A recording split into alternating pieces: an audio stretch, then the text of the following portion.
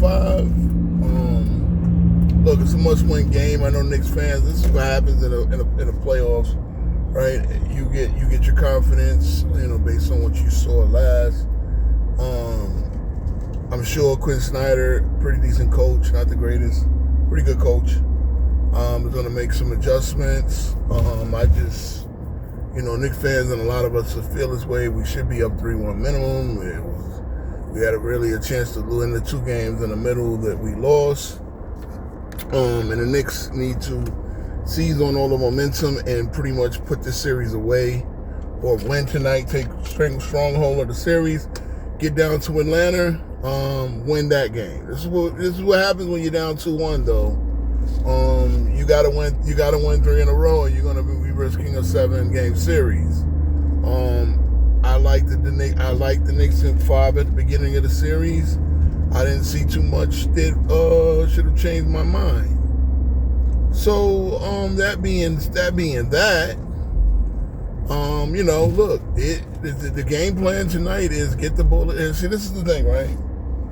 I get the idea of why it isn't so cut and dry to just feed Karl Anthony Towns the ball. I get why that's an issue, right? Because you don't want to get to the point where you're not doing what you normally do, right? Or the Knicks system has been spread at the Spray 3 system. People are saying the Knicks don't have an identity, which is bullshit. Again, how could a team that not have an identity still be at the number 3 offensive team, right? And obviously, when you say they don't have an identity, that means we don't have an offensive identity, which is bullshit. Okay, right? The Knicks clearly have a hierarchy, a pecking order. Jalen Brunson is the leading scorer. He's the best player. He's the captain. The most talented player possibly is Karl Anthony Towns. And as I said, this is one criticism of Mike Brown and whoever was preparing the Knicks. Karl Anthony Towns should have been identified as the guy to go to in this series, because he is the guy that they have no answer for. Look, they have the rating defensive player of the year runner-up. They have one of the best perimeter defenses in the world, and Dyson Daniels. And yes, one-on-one, he can't handle Brunson, but as a unit, they can. They have Nickeil Alexander-Walker, who's an excellent defender. They have Jalen Johnson, as he's a very good player. I come to realize he's not as special as I thought he was. I'm not trying to knock him. I'm not trying to underestimate him, because he still can be heard from in this series. But his jump shot isn't the greatest. And he's not quite as explosive, but he is still an all-around great player. And he definitely is Atlanta's future. He's a guy that they can definitely build a contender around for years to come. All right? So I'll be on that. Knicks have played mind you, part of what makes me look at their guys, right? Nickeil Alexander-Walker pretty much won the most improved player this year, right? And Jalen Johnson, again, a bona fide all-star, bona fide all-NBAer, possibly. But part of that is the defense of the New York Knicks, and I think that is one of the most underrated parts of the series. The Knicks have played excellent defense, and the Knicks are an excellent defensive team. Again, their defense relies on coverage, not just physical play. The Knicks are very good at covering. Karl Anthony Towns has been great defensively. Jalen Brunson has been hunted. Okay? So, with that said, again, hide Brunson as much as you can on defense, because, really, Brunson is a guy who should be guarding everybody's 4th option as long as it's not a center. And, Tyson Daniels is that guy. Tyson Daniels has proven offensively his game. He's like Azor Thompson, pretty much. And I'll get into the Pistons and their need to be having a pack. So I might try to do 2 videos. My Pistons video didn't get much traction, didn't attract too much Pistons fans, but I'll get into the Pistons a little bit later. Pretty much, man, it's win or go home, John, right now. It's win. Knicks need to win this. We really do. We don't need to let Orlando. Magic dominated with their defense. But yeah, we cannot let Atlanta get any momentum back. The Knicks, again, we've blown the 2 games that we should have won. We should not lose again in Madison Square Garden. And again, whether we win by a lot, whether we win by a little, I've heard Hawks fans saying if we get within 10, it's a win, which is amazing, right? Goes to show you, right? But that's part of the problem, right? Atlanta could be playing with house money while the Knicks are still feeling all the pressure. And, that happens, right? That happens. And but the Knicks should just, again, come out, play professionally, understand where we have the advantage. Right now, look, I looked at the numbers today. For whatever reason, I was looking at the numbers. Jalen Brunson, 25-5, right? He's having so for his standards, because he's a 27-7 guy, he's having a subpar series. I mean, shooting only 41%. But Karl Anthony Towns and OG Anunoby are absolutely dominating. OG Anunoby shooting 56% from the field, around 56% from the field, and 51% from 3. Karl Anthony Towns averaging 20, 10, and 5. They are absolutely kicking ass. 21, 10, and 5. Kicking ass. Mikal Bridges is playing bad offensively. He has not, other than game 1, he really has not made a mark offensively. Defensively, he's absolutely held Nickeil Alexander-Walker to 65% of his scoring on a shitty. So he's doing his job, between Nickeil Alexander-Walker and when he guards CJ. CJ has been their star, and CJ clearly is probably the 4th best player when you look at it. Because defensively, he's a cone as well. Okay? Their defense is relied around their wings. They don't have much rim protection, but it's relied upon their wing. The difference is we got a Mitchell Robinson. We go off the bench. We got a Ariel Hukporti. We have a Mohamed Diawara. If things get desperate, we have guys that can protect the rim. And Karl Anthony Towns is doing a great job on defense. I gotta continue to mention that.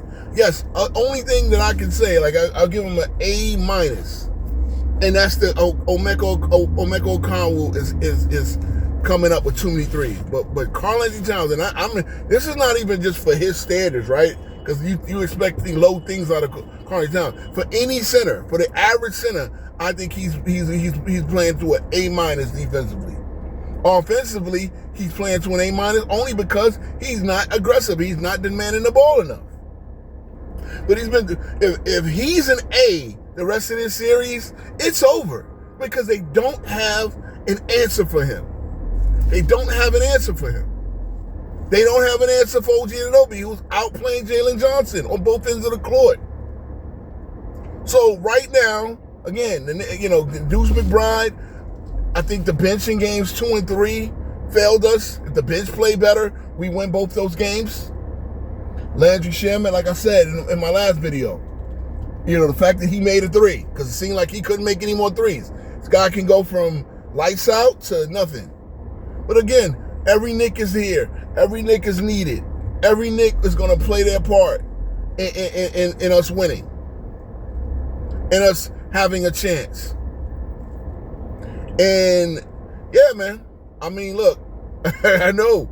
Everybody, I know, we still, even on, when I come on live, all your Knicks are like, we're 2-2. It's the fact that we're not, and this is the thing, right? It's the fact that we're not destroying the Hawks, and people look at that as a loss. Again, my deal is get the job done any way possible. Because no one's saying that about the Cavaliers, who are playing against the Raptors and they're 2-2. No one's saying that about Denver. No one's saying that about Detroit. It's amazing. The Knicks, we're delusional for expecting the Knicks to be involved in this championship mix. Yet, if the Knicks don't dominate every team, We have expectations to dominate every team or else. Look, again, I've asked many times, why aren't the Knicks ever treated like anybody else? We're given separate standards. It's either the Knicks are hot shit or they're nothing. And again, it's like, yeah, look, this is a grind. I'm not a Knicks fan because I'm worried about the destination. I'm not a Knicks fan for the ride. I'm worried about the grind. Knicks fans, y'all know how I feel. Y'all know the excitement in the air, bro. We would much rather this than the Mike D'Antoni era or the fucking David Fizdale era or the late Carmelo Anthony, Phil Jackson era. Now, I should even do my man Melo like that, because Melo played his heart off to get the Knicks to do something. We just had idiot management. We had guys that, again, we went and scouted the Kentucky Wildcats and said Kevin Knox is the pick and not Shai Gilgeous-Alexander. That's the shit we've had to deal with. But here we are. In the middle of a playoff run. Detroit was supposed to be our masters. They're down 1-3. Cleveland was supposed to be better with James Harden. They're locked in a 2-2 series. What's the other one? What's the other matchup? Oh yeah, it looked like Boston is gonna. And now everybody is glazing Boston because they're beating up on a very flawed Philadelphia team that we beat up when they were more healthy a couple of years ago. Hey, it is what it is. I mean, because Embiid didn't miss a game. Oh, he was injured. Okay, he was injured now. Why is no one giving Boston the same, but, because again, that's what we do, right? Why is no one giving them the same doubt for beating a team without Embiid as we got for being not 100%, but he was on the floor? Look, I'm on YouTube for a certain reason, to defeat narratives. Let's get into the Pistons, man. I might do another Pistons video if I have time. But let's get into the Pistons. Pistons, man. Woo, boy. Life comes at you fast. And that's the thing about this playoff, guys. You Pistons fans, it's been a minute. It's been a long minute since you've been expected to do anything. We understand you're proud of your history. I was proud of the Pistons when they beat the Lakers. I was sick of hearing about the goddamn Lakers. I rooted for y'all.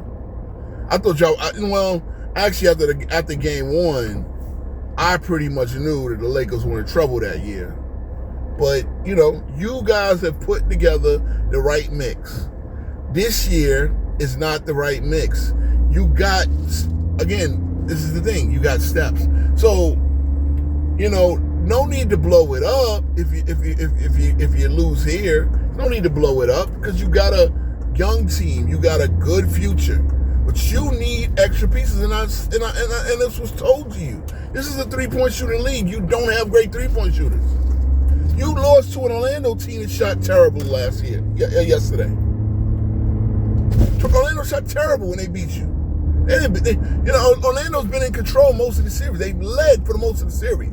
Where it's been the opposite. The Knicks have probably led for 70%, 73, 74%. Because we led almost wire to wire in the first two games. We lost the game at the end. Game 2. Game 3, we were down most of the game, and we damn near stole that. So yeah, I would say we've been up about 70% of the series. We blew them out. And again, the Knicks need with the 2 days off, 2 days back home,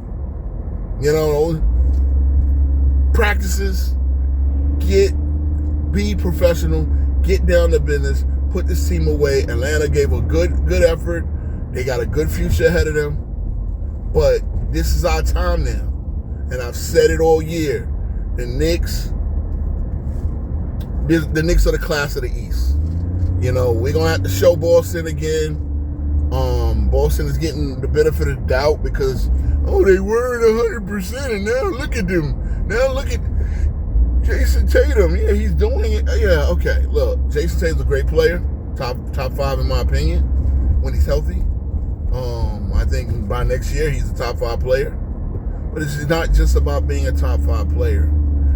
Like again, people think that these games are 1-on-1, 2-on-2. OG Anunoby playing the way he's playing is exactly why the Knicks are where they are in terms of being ready to take this series over. You know, OG Anunoby has been excellent. And that's exactly what the Knicks need.